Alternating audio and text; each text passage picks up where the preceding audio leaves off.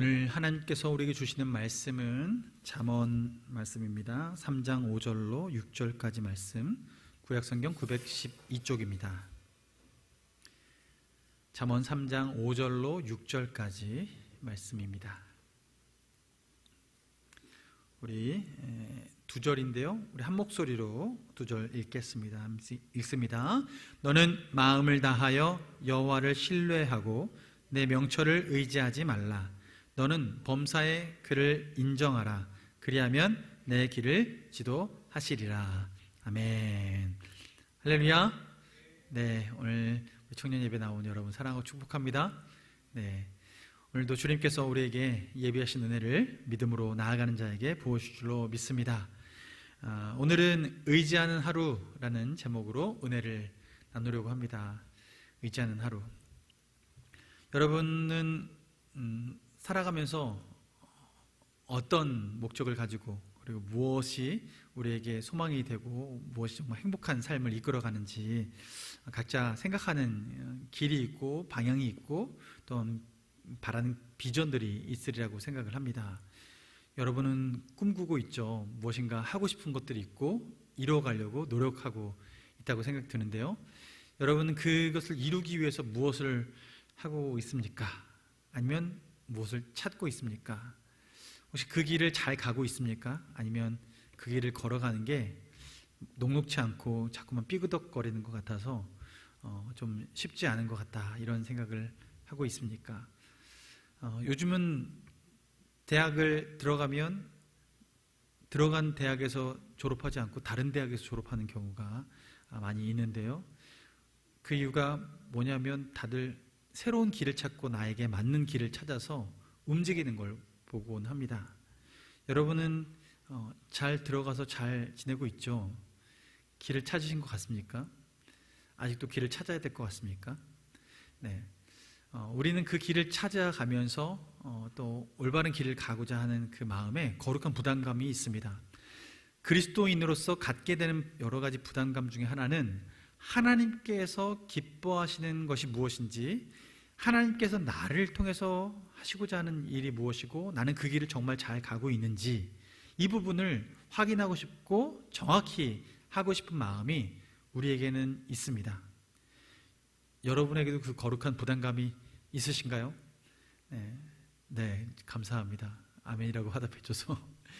우리는 그런 거룩한 부담감을 가지고 살아가는데요, 이 거룩한 부담감이 실제로 실현되기 위해서는 그럼 어떻게 살아가야 되는가, 우리는 좀 그 부분을 좀 살펴보려고 합니다. 이 거룩한 부담감이 실제가 되려면 오늘 제목으로 삼은 이 삶이 되어야 된다고 믿습니다. 제목 다시 한번 읽어볼까요? 함께 읽습니다. 시작. 의지하는 하루. 네, 의지하는 하루입니다. 의지의 하루가 아니라 의지하는 하루. 하나님을 의지하는 하루하루를 살아갈 때 우리는 정말 하나님께서 우리에게 향하신 그 기쁘신 뜻을 이루어가며 살아갈 수 있습니다. 여러분, 보통 이제 동기부여자들을 만나면 여러분 큰 꿈을 꾸십시오, 비전을 가지십시오, 이렇게 조언하곤 합니다. 청소년 사역자들도 그렇게 얘기를 많이 하는데요, 그 얘기를 들으면 여러분 어떻게 꿈이 꾸어지십니까? 갑자기 비전이 생기거나 뭘 이걸 해야겠다라는, 갑자기 띵 하면서 이걸 해야 돼라고 마음에 확신이 드는 게 있나요? 저는 살아오면서 그게 잘 없었어요. 적어도 저는 그래도 제 의지에 따라서 한 가지 결정한 게 있다면 대학교 갈 때 수학과를 간 겁니다. 저는 수학을 좋아해서 수학과를 갔어요. 원래는 수학 교육과를 가고 싶었지만 순수 수학 그 과로 가게 됐습니다. 두 개 학교를 합격했는데 한 학교는 공대였고 한 학교는 수학과여서 그때 결정하기를 부모님은 공대 가라, 그래야 먹고 산다 하면서 공대 가라고 하셨는데, 저는 고등학교 1, 2, 3학년 제 학생 기록을 보니까 상담할 때 뭐 하고 싶니? 라는 그 답변에 수학 이렇게 1, 2, 3년 동안 그렇게 썼더라고요. 전 나중에 알았습니다, 제가 그렇게 답변한지. 그래서 수학과를 갔습니다. 후회했을까요? 안 했을까요? 네, 적어도 그 과를 졸업했습니다. 그 과를 졸업하고 그리고 제 삶을 그 걸음걸음에 맞춰서 가게 되는데 우리는 꿈을 꾸고 무엇인가 시도하는데 그 꿈에 완벽하게 다가가지 못할 때가 있습니다. 저는 선생님이 되고 싶었어요. 교사가 되고 싶었어요. 수학교사. 그래서 수학과를 갔는데 제가 들어간 학교에는 교직 이수 과정이 없었습니다. 그래서 제가 수학과를 들어갔는데 교직 이수 과정을 할 수 있는 길이 없어서 대부분의 선배들은 졸업을 하고 고대나 서울대 쪽으로 교직 이수 과정 할 수 있는 교육대학원을 가곤 했어요. 그래서 저도 그 길로 갈까 이렇게 생각을 했었는데 하나님께서는 다른 길로 인도를 하셨습니다. 여러분, 여러분의 걸음걸음에 개인의 목표가 있고 그 걸음을 걸어가는데 여러분 그 뜻대로 잘 되어져 가고 있습니까? 도리도리 하고 계시는 친구도 있는데 네, 우리는요 무엇인가 계획해서 그 길로 정확하게 가기가 쉽지는 않아요. 그럼 우리는 어떤 결단을 할까요? 포기하든지 순응하든지 개척하든지 무엇인가 멈춰서든지 그 길을 그냥 아닌 것처럼 아무렇지 않은 것처럼 가든지 아니면 새롭게 도전을 해서 새로운 길을 가든지 하게 됩니다. 하나님은 우리 인생에 어떻게 그 걸음걸음들을 가기 원하실까? 하나님은 그 상황 가운데 우리에게 주어진 상황들 가운데 하나님은 그 다음 걸음들을 어떻게 걸어가길 원하실까? 정말 기뻐하시는 삶은 무엇일까? 이 부분 좀 더 살펴보려고 해요. 여러분은 하나님 뜻이 분명하십니까? 지금 걸어가는 그 길에 적어도 내가 여기 이렇게 하고 있는 것은 하나님 뜻에 정확히 부합해. 난 이렇게 잘 살고 있어 라고 확신이 드나요? 그 확신이 든다면 너무 평안하고 좋을 텐데 그렇지 않을 때가 있어요. 그렇다면 그 때에 우리는 무엇인가 결정하고 결단을 해야 되는데 우리가 할 수 있는 일은 무엇일까? 저는 오늘 본문에서 그 지혜를 좀 찾고자 합니다. 5절 말씀에 뭐라고 말씀합니까? 너는 마음을 다하여 여호와를 신뢰하고 내 명철을 의지하지 말라라고 말씀하세요. 누구를 신뢰하라고요? 여호와를 신뢰하라라고 말씀하세요. 여호와를 신뢰한다라는 것, 그리고 여기서 더 바꿔서 말하면 뒤에 명철을 의지하지 말라라고 말했으니까요. 반대로 말하면 여호와를 신뢰한다라는 것은 여호와를 의지한다는 것과 같아요. 여호와를 의지하는 것, 여호와를 신뢰하는 것, 이것은 정말 내가 의지할 만한 것이다라는 확신이 들 때 우리는 그렇게 할 수 있습니다. 여러분, 의지한다라는 건 어떤 게 정말 의지하는 걸까요? 물리적으로 본다면 여러분, 이 마이크는 제 몸을 의지할 만할까요? 제가 몸을 기울이면 어떻게 될까요? 예, 이렇게 찌그러져요. 이 마이크는 제가 의지할 만하지 않습니다. 이 강대상은 어떨까요? 제가 몸을 좀 기대도 괜찮을까요? 예, 몸을 살짝 기대도 제 몸무게는 버텨주는 것 같습니다. 의지할 만합니다. 뒤에 있는 벽은 어떨까요? 벽은요, 더 든든히 기댈 수 있습니다. 의지한다는 것은 내 삶을 다 맡겨도 흔들림 없이 지지해 줄 수 있고 무엇인가 내가 든든히 기댈 수 있는 대상. 그래서 의지할 때는 내 몸은 어떻게 할까요? 힘을 빼죠. 의지할 땐 내 몸에 힘을 빼고 때로는 쉴 수 있습니다. 의지한다는 것은 내가 힘을 빡 주고 내가 어떻게 살아야지, 내가 이 목표를 이루기 위해서 내가 이렇게 해야지 라고 하는 그 순간보다도 내가 의지할 때 그때 비로소 우리는 더 명확한 방향으로 가고 더 멀리 갈 수 있는 힘이 생깁니다. 예수님께서 이 땅에 오셔서 누누이 하신 말씀 중에 하나 말씀이 이런 말씀이 있어요. 수고하고 무거운 짐진 자들아 다 내게로 오라. 내가 너희를 쉬게 하리라. 주님은요, 우리를 부르셔서 노동을 시키려고 부르지 않습니다. 수고하고 무거운 짐자들아 다 내게로 와서 여기서 일해라. 찬양팀 좀 일하고 단기선교 가서 일하고 교사로 일하고 무엇인가 일해라. 하나님은 신앙생활의 가장 중요한 걸음을 일하라고 부르지 않으셨고 주 안에서 쉬라고 부르셨습니다. 그 얘기는 다르게 말하면 주님을 의지하라고 부르셨어요. 주님을 의지할 때 우리는 참된 쉼을 가질 수 있어요. 쉬고 계십니까? 네, 적어도 여기서 아직은 눈 감고 조는 분이 없어서 온전히 주를 신뢰하는 것 같은데, 여러분, 우리가 신뢰하고 따른다라는 것은, 그래서 주를 의지한다라는 것은 내 힘을 빼는 거죠. 내 힘을 빼고 의탁하는 거예요. 내 힘을 빼고 의탁하는 건 어떤 정도로 살면 우리는 하나님을 의지하고 내 힘을 빼고 의탁하는 삶을 살 수 있을까? 여호와를 신뢰하며 살 수 있을까? 여러분, 우리 성경 말씀에 이런 역사적인 사건이 있습니다. 여러분, 아브라함은요, 하나님께 부름받아서 그가 부름받은 그 걸음을 움직일 때가 있었습니다. 본토 친척 아비집을 떠나 내가 지시할 땅으로 가라라고 명령하셨을 때 아브라함은 어떻게 했어요? 그 말씀을 듣고 떠나갑니다. 그런데 이 떠나갈 때 계획이 있어서 갔나요? 그렇지 않아요. 하나님이 가라 해서 움직였습니다. 가라 해서 발을 띄었습니다. 그런데 그렇게 가라고 해서 발을 띄었을 때는 어떤 마음으로 발을 띄었냐면 하나님을 신뢰하는 마음으로 발을 떼었습니다. 그래서 그는 그 발걸음을 떼어서 도착한 곳이 가나안 땅이었어요. 그 가나안 땅에 도착해서 하나님이 약속하신 그 땅에 도착해서 하나님의 약속을 받습니다. 언약의 백성으로 너를 통해서 큰 민족을 이룰 것이다 라는 약속을 받게 돼요.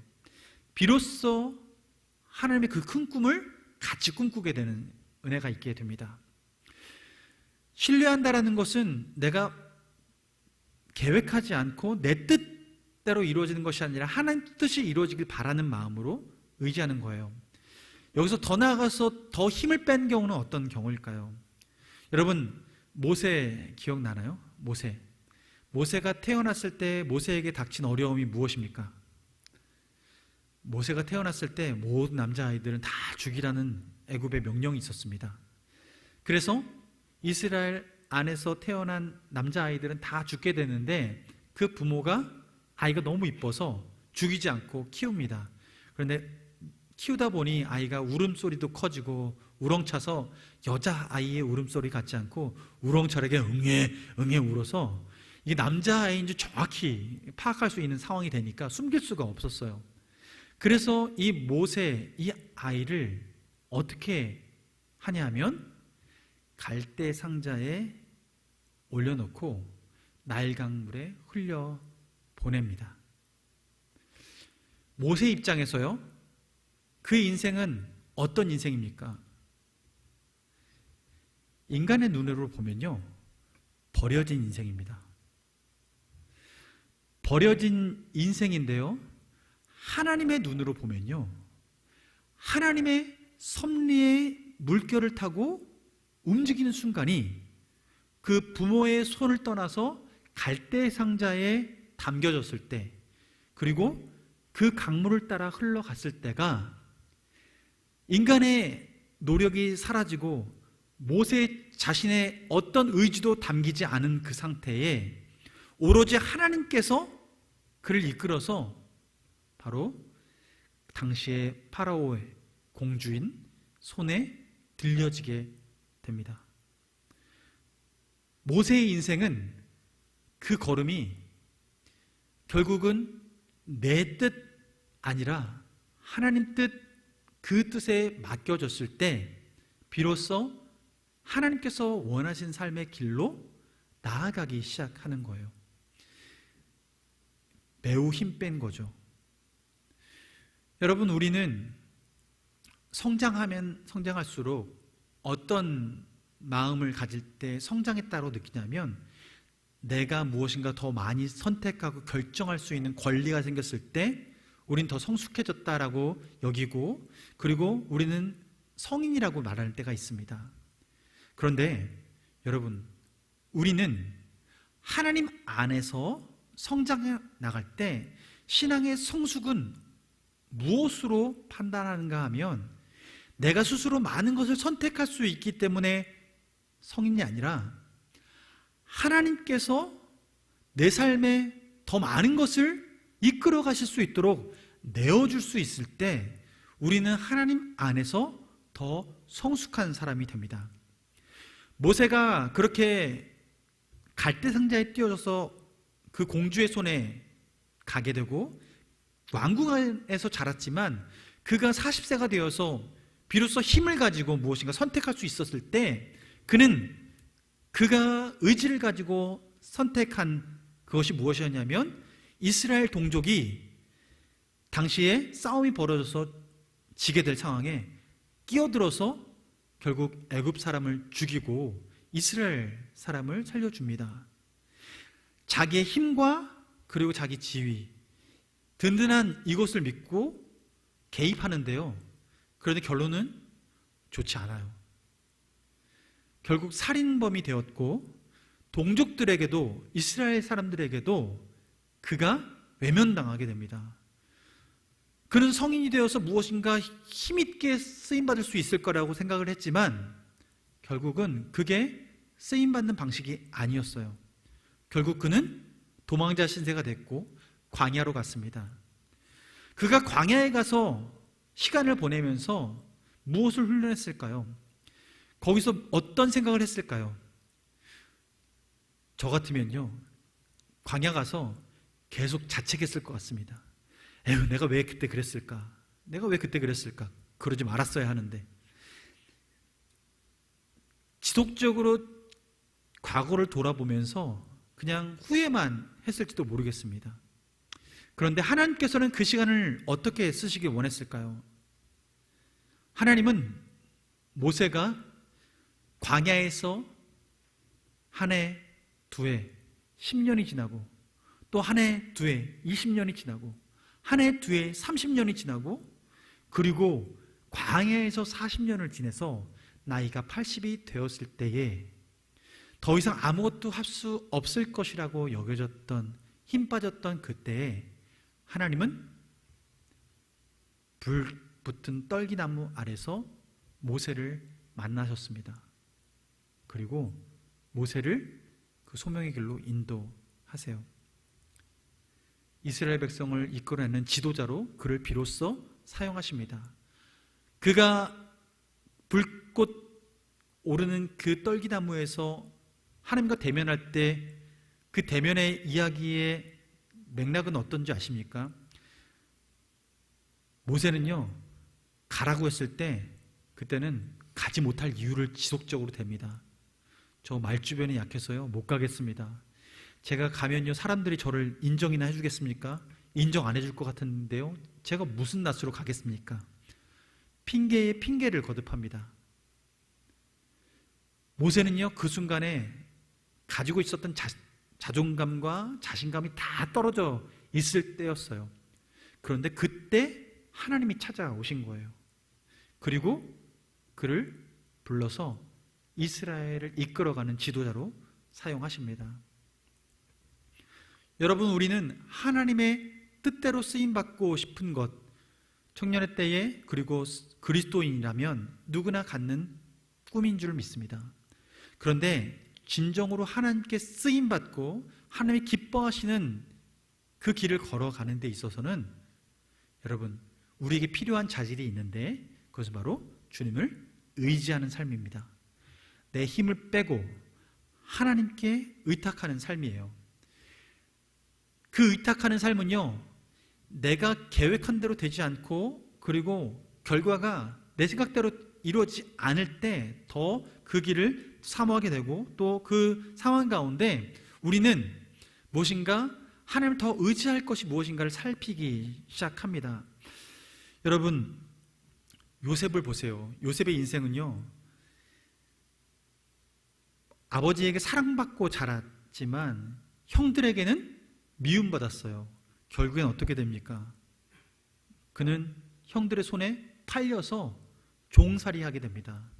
종살이에서도요, 억울하게 감옥살이하게 되고요, 감옥살이에도 사람들에게 잊혀져서 감옥 밖으로 나오게 된 계기가 정말 몇 년이 흐른 뒤에야 그 감옥 바깥을 나오게 되었어요. 그의 인생은요, 하나도 자기 뜻대로 된 것이 없습니다. 그런 상황에서 하나님은 요셉을 사용하셨어요. 어떤 것도 자기 계획대로 되지 않을 상황에서 하나님은 그를 사용하셨어요. 그를 사용하실 때 요셉에게 있는 마음 중에 가장 큰 마음은 하나님 뜻에 순응하는 거예요. 내게 주어진 이 상황들이 하나님께서 그냥 주신 상황은 없다. 그리고 하나님의 보호 아래 있는 상황이고, 또한 비록 내 삶이 험할지라도 이 모든 상황들이 주님의 다스림 가운데 있다. 그 믿음이 요셉이 그 걸음 걸어갈 때 내가 원하는 방향으로 가지는 못해도 하나님 뜻 안에, 하나님 보호 아래, 하나님 은혜 아래 거하는 삶을 지속적으로 살아갈 수 있게 된 거죠. 의지하는 거예요. 하나님은요, 그렇게 의지하는 사람들을 통해서 하나님의 일들을 이루어 가십니다. 그런데 그렇다면 의지하는 삶은 어떻게 실제로 발현되는가? 그 의지하는 삶은 오늘 본문 6절 말씀 함께 다시 한번 보길 원하는데요, 6절 말씀 함께 읽어볼까요? 시작. 너는 범사에 그를 인정하라. 그리하면 내 길을 지도하시리라. 아멘. 너는 범사에 뭐 하라고요? 그를 인정하라 라는 거예요. 인정하라. 여러분, 여기에 하나님이 계십니다. 아멘이십니까? 네. 여러분, 집에 가도 하나님은 계십니다. 아멘이십니까? 여러분, 학교 가도 하나님은 계십니다. 여러분, 화장실에 있으면 어떨까요? 예, 화장실에도 계십니다. 주님 어디서나 함께 하고 계십니다. 주님을 피할 길은 없습니다. 그런데 하나님은요, 그 어디서나 계시는 그 하나님께서는 우리를 어떤 방법으로도 이끄실 수 있는 하나님이시기도 합니다. 하나님은 가장 명확하게는 주의 말씀으로 우리를 인도하시고 성령의 감동으로 우리를 인도하시는데요, 하나님은 우리를 이끌어 가시는 방식, 우리가 주를 의지할 수 있고 주를 신뢰할 수 있고 주님 그 의지하는 마음에 내 마음을 맡길 수 있고, 상황이 내 눈에 보이기에는 험악할지라도 내가 그 시간을 묵묵히 이겨나갈 수 있는 것은 그 상황 가운데 주님이 주도권을 잡고 계신다라는 이 마음의 확신과, 또한 그 주도권을 가지신 하나님께서 우리를 인도하신다라는 그 확신. 그래서 모든 상황들을 하나님께서는 어느 순간이라도 인도할 수 있고 바꿀 수 있고, 주님께서는 그 모든 환경들을 사용하실 수 있다라는 이 사실, 이 사실을 믿을 때 우리는 비로소 주님을 온전히 신뢰하며 살아가기 시작해요. 범사라는 것은요, 특별한 일을 범사라고 하나요? 아니에요. 평범한 일을 범사라고 합니다. 하나님이 우리의 평범한 일상 가운데 함께 하신다라는 거예요. 우리가 단기 선교를 가서, 수련회를 가서 특별한 집회나 특별한 프로그램을 할 때, 특별한 장소에 갔을 때만 하나님께서 나에게 간섭하시는 것이 아니라, 하나님은 우리의 일상 가운데서도 함께 하시고 하나님의 흔적들을 남겨주신다는 거죠. 그렇다면 우리는 그때 무엇을 해야 할까요? 안테나를 세워야 합니다. 우리의 안테나를 잘 세워야 돼요. 그래서 하나님께서 인도하시는 방향이 무엇인지를 깨달아 알아야 하는 거예요. 여러분, 바울 보세요. 바울이 전도 여행을 갈 때 바울이 가고자 하는 지역이 있었습니다. 사도행전 16장 말씀 보면 7절 말씀에 이렇게 말해요. 비두니아로 가고자 그가 애쓰는데요, 예수의 영이 허락하지 않더라 라고 얘기합니다. 그때 하나님께서 바울에게 어떻게 하셨냐면, 예수의 영이 허락하지 않아서 그때 하나님께서 하신 일이 무엇이냐면 밤에 환상 가운데 바울에게 꿈을 보여주시는 거예요. 한 사람이 등장해요.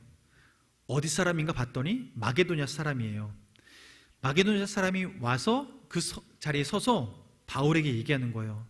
와서 우리를 도우라. 와서 우리를 도우라 라는 이 말을 하고 꿈이 깹니다. 환상에서 일어나요. 그때 바울이 어떻게 이 꿈을 맞이했는지 성경 말씀은 사도행전 16장 10절 말씀에 이렇게 말씀해요. 제가 읽어드릴게요. 바울이 그 환상을 보았을 때 우리가 곧 마게도냐로 떠나기를 힘쓰니 이는 하나님이 저 사람들에게 복음을 전하라고 우리를 부르신 줄로 인정함이로라. 지금 꿈을 꿨는데, 환상을 보았는데 바울은 이 꿈을 그냥 개꿈이다, 나는 이쪽 가고 싶어 했는데 저기가 더 맞는 방향 아니야? 라고 생각하면서 그것을 관철시키려고 내 마음을 그곳에 굳게 하지 않고 하룻밤에 꿈을 꾸게 하셨는데, 그 환상 중에 내 꿈에 나왔던 그 한 사람이 마게도냐 사람인데 그 사람이 내게 와서 도우라, 우리를 도우라 라는 그 환상의 마디를 보고 마음에 결단한 거예요. 아, 마게도냐 가봐야겠구나. 그곳이 우리의 전도의 현장이구나. 하나님이 그리로 가라고 하시는구나 라는 이 마음을 갖게 돼요. 그런데 이게 끝에 뭐라고 해요? 하나님이 저 사람들에게 복음을 전하라고 우리를 부르신 줄로 인정함이로라. 인정했다라는 거예요. 지금 바울은 지금 벌어진 이 범사를, 평범한 이 사건을 한 번의 개꿈으로 여기지 않고 하나님의 뜻으로 인정하고 그 뜻에 순종하며 나아갑니다. 그래서 마게도냐로 가서 빌립보에 도착했을 때 한 여인을 만나는데 그 여인이 루디아, 자주장사 루디아를 만나고 그 가정에 복음을 전하고 그 가정에 첫 번째 이방 교회를 세웁니다. 빌립보 교회를 세워요. 그게 바울을 통해서 벌어진 이방 선교의 한 번의 과정인 거예요. 그가 그 꿈을 인정했더니 하나님이 그 과정을 섭리 가운데 역사하시고 도우신 거죠. 여러분의 인생은 하나님의 그 일상 가운데 함께 하시는 다른 믿음 가운데 그 걸음걸음들이 주님의 역사가 활짝 꽃피는 그 열매가 되어지기를 주님의 이름으로 축원합니다. 여러분, 우리가 이것을 경험하고 느낄 때 우리의 신앙의 지경이 넓어지기 시작해요. 우리의 삶 가운데 여러분은 앞으로 여러 가지 우리는 결단을 해도 결정해야 될 때가 있습니다. 적어도 지금 이 자리에 있는 우리는 학교, 대학교 이 부분을 결정했고, 또 졸업한 이후에 어떤 사람은 취업의 문을 결정해야 되고 어디로 가야 될지를 결정해야 되는 그 기로에 서게 됩니다. 여러분은 그 과정에서 하나님의 인도하심을 구하시고 무엇인가 결정하며 나아갈 텐데, 여러분 주님의 뜻 가운데 결정이 이루어지길 원합니다. 근데 이 뜻 가운데 결정이 되어지고 주님이 기뻐하시는 그 걸음 걸어가려고 할 때 우리는 무엇을 하나님의 뜻으로 알아야 될까? 하나님께서는 우리에게 무엇을 하기 원하실까? 어디까지를 나는 하나님의 뜻으로 인정해야 될까? 이런 고민이 있을 수 있어요. 여러분, 저는 대학 가는 걸 아까 말씀드린 것처럼 수학과를 선택해서 학교를 갔을 때 저의 그때 판단 기준은 내가 생활기록부에 선생님과 면담하면서 기록했던 그때 마음의 소원, 그걸 가지고 선택을 했습니다. 물론 감사하게도 그곳에 가서 대학교 1학년 겨울방학 때 예수님을 만나고 인격적으로 영접한 이후에 제 인생은 많이 달라졌어요. 지금의 이 걸음으로 오기까지. 그런데 하나님께서 그 걸음을 떼게 하시고 하나님께서 세미하게 제 걸음들을 인도해 주셨는데요. 여러분, 크게는 제 걸음 가운데 여러 가지 간증들이 있겠지만 한 가지 예를 들면, 제가 미국에서 공부를 하고 한국으로 돌아와야 될까 말아야 될까 고민했던 시절이 몇 번 있었습니다. 특별한 때가 언제냐면 아직 논문을 끝내지 못하고 있을 때였고, 제가 아직 마치기 전인데 제 여동생이 2살 터울 된 제 여동생이 미국에 있을 때 갑자기 하나님 부르심을 받았습니다. 그래서 장례를 치르게 됐고, 장례를 치르고 여동생이 미국에 있었기 때문에 장례를 미국에서 치르고 어머니께서 미국으로 오셔서 그 장례를 마치고 끝이고 돌아와서 제가 LA로 돌아왔을 때 제가 섬기고 있었던 개척교회에 부목사로 섬기고 있었는데 파트타임으로 섬기는 그 자리에서 담임 목사님이 저를 불러서 이 목사님 교회의 재정적인 상황이 어려워서 더 같이 사역하기가 어려울 것 같습니다. 이렇게 얘기를 했습니다. 장례를 마치고 돌아온 처음 맞이하는 주일날 저한테 그 얘기를 했어요. 저희 어머니는 아직 서울 가기 전에, 한국 돌아가기 전에 마지막 예배를 같이 드리고 돌아가게 되는데 그때 그 얘기를 들었어요. 제 마음에 어떤 마음이 들었을까요? 저는 이게 한국 돌아가라는 사인인가 싶었어요. 당시에 여동생과 만나기를 그 해 6월에 만나기로 약속을 했고, 그런데 장례는 2월 달에 치러졌거든요. 근데 그 사건을 경험하면서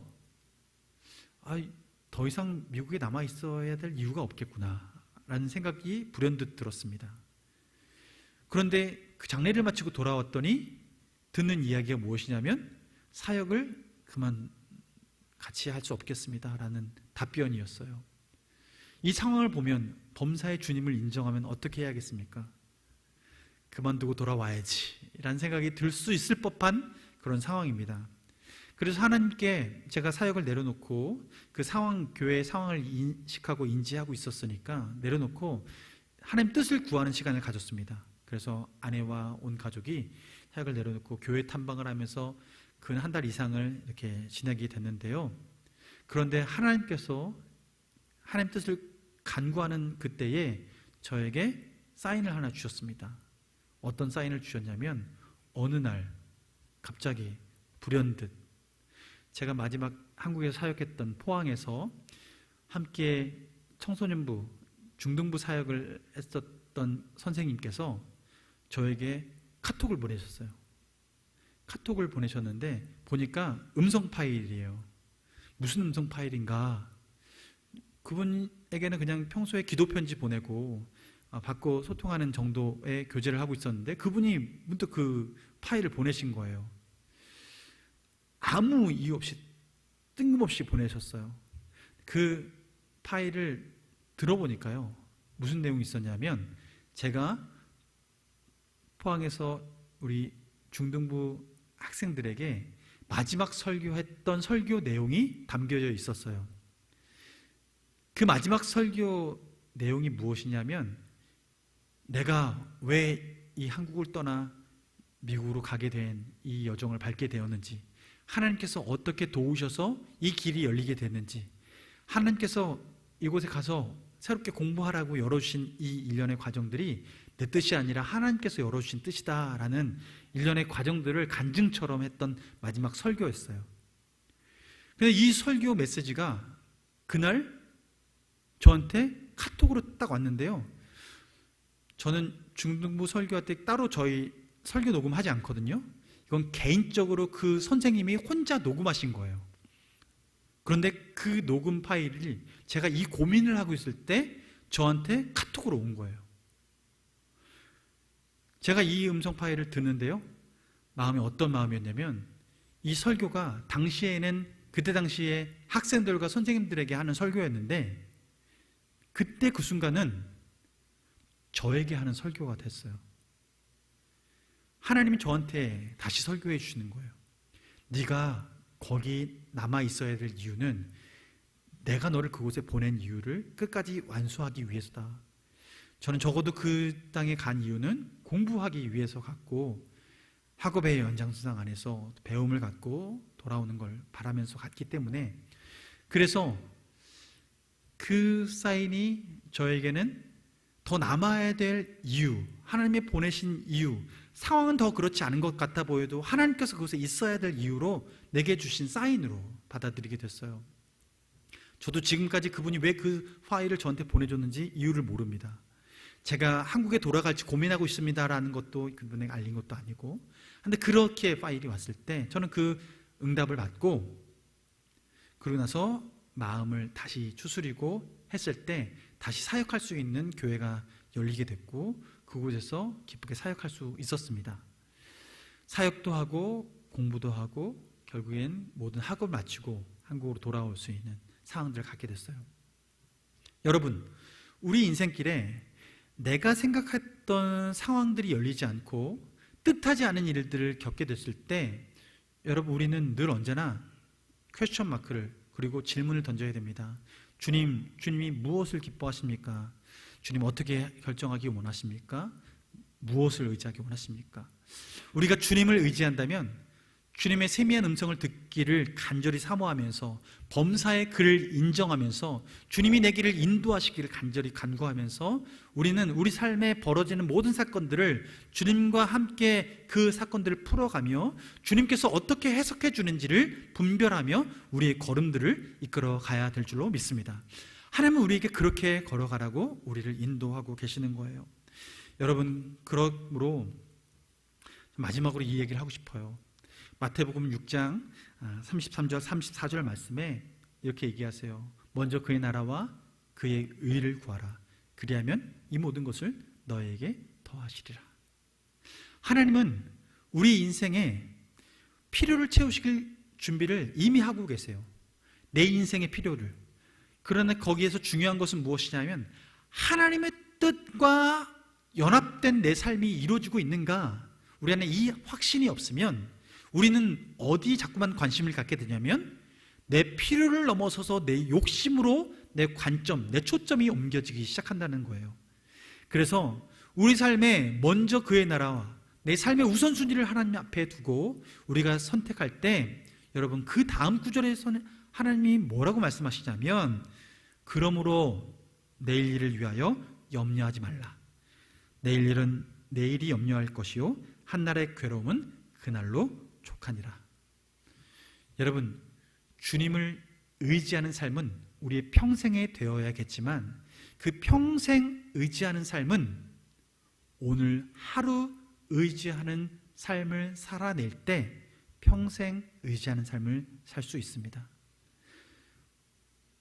오늘 주님을 의지하는 것은 내 염려를 주님께 맡겨드리고, 내 걱정을 맡겨드리고, 오늘 하루의 근심, 오늘로 족함을 알고, 내가 10년치 계획을 세웠을지라도 1년 만에 아니면 한 달 만에 그 계획이 엎어지고, 그리고 내가 갈 방향이 보이지 않아 보이는 그 순간에